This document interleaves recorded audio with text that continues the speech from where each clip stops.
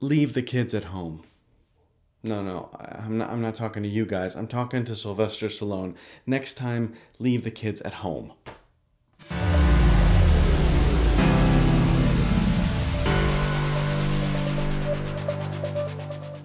Expendables 3 is a film directed by Patrick Hughes.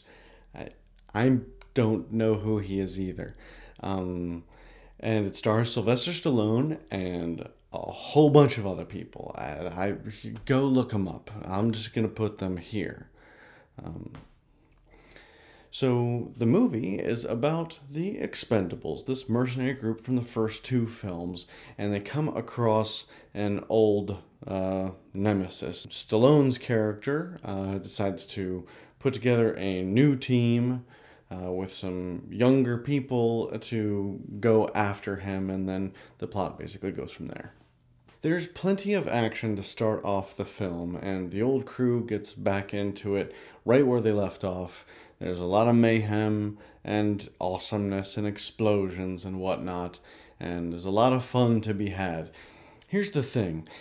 The part of the story that starts to focus on these new, younger cast members, when they actually kind of get together and they start doing their thing, it just doesn't feel like the Expendables anymore. They have their own way of doing things, and it's kind of new and like techie and all this kind of stuff. It's the 21st century type of a thing that you would expect to see with a team of mercenaries trying to take down a guy. But that's the problem, is that this is Expendables. We're not here for that. We're here to see a whole bunch of guys that we've grown up with, these action stars, and we're here to watch them just kick major butt and have a ton of fun and be outlandish and crazy and just kick down doors and just beat guys up left and right. Like, that's what we're here for. And that's where it kind of started to stray a little bit too much for my liking. You know, the next generation or whatever was kind of how it was pitched, in the movie. But these characters aren't the same. These characters are not Arnold Schwarzenegger. They're not Sylvester Stallone or Dolph Lundgren.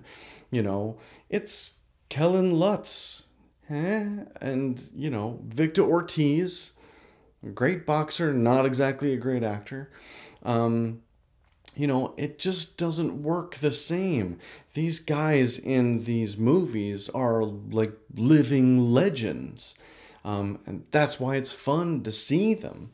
But this kind of side shoot of a storyline where you're bringing in this younger generation is where the movie a lot of times just does not work. Now, the movie did do some of those things right that they've done in the previous two films. They brought in some other new cast members that are a part of that kind of generation of guys. They brought in Wesley Snipes, and he was great. I mean, he just seemed like he fit in with the cast perfectly. He's a great action star, and he's a really good actor. And so he had a lot of really good scenes in the film. And then they also brought in Antonio Banderas. And in my opinion, he completely stole the show in this film. He was absolutely brilliant. He was hilarious. And he did some great action scenes. It made you remember the films like Desperado and like The Mask of Zorro, where he's been in all these action movies in the past, and he had some fantastic fight scenes, and he was absolutely hysterical. As far as the best performance goes, I have to give that to Mel Gibson, because he was brilliant as the villain of this film. Certainly the best villain of any of the previous movies. And his performance is just on another level. He's just a brilliant actor. And he's definitely still got it. There's a scene in the film where his character explains why he's chosen the path that he's chosen. And it's fantastic. It really is. I was sitting there and just loving every minute of it. And when he's on screen, he definitely demands your attention. One of the best parts of this film. So they introduced those characters, and I'm like, okay, now we're back on track. They brought in the old cast a little bit more into the plot, and I'm like, all right, we're back on track. That was a close one. I'm with you, movie. Let's go. This is great. Now it's Expendables again. And then they go back to the kids. Later on in the movie, it centers around them for a few moments, and those moments are the part that don't work. Now, of the new cast, there was one standout to me, and that was Ronda Rousey.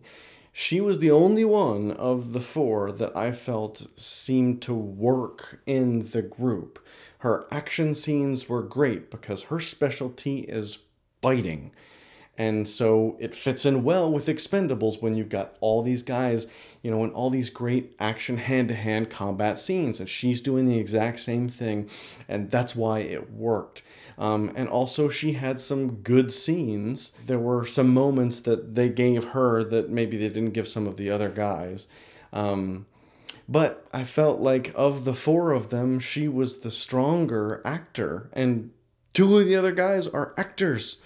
So, I don't know what that says. But of the four, she was the best. And when they were kind of all on screen together, I just was kind of annoyed. It was like, someone had brought their kids along, to this awesome adult night. And you're all sitting around and you're just like, no, Kellen Lutz. No, Victor Ortiz, no. No, other guy. Ronda Rousey, you can stay. You can stay. While those parts did bother me, I will say that I still had an enjoyable time with this film. I had fun and I laughed a lot. It concerns me a little bit, especially as to the future of the franchise, but there were still many of the things that worked about the previous ones that are still here. I'm going to give this a 3 out of 5. If you liked the first two, definitely go and see this one, because I think you'll enjoy it. I think of the 3 films, this may be the weaker of the 3, but it's still a good time, and if you liked them, then you should go see it. So, what do you think? Have you seen the previous 2 films, and what do you think about them? Are you excited for Expendables 4, which has already been announced? Leave a comment below, and maybe we can talk about it. And as always, click right here if you like what you see, and subscribe to even more of me.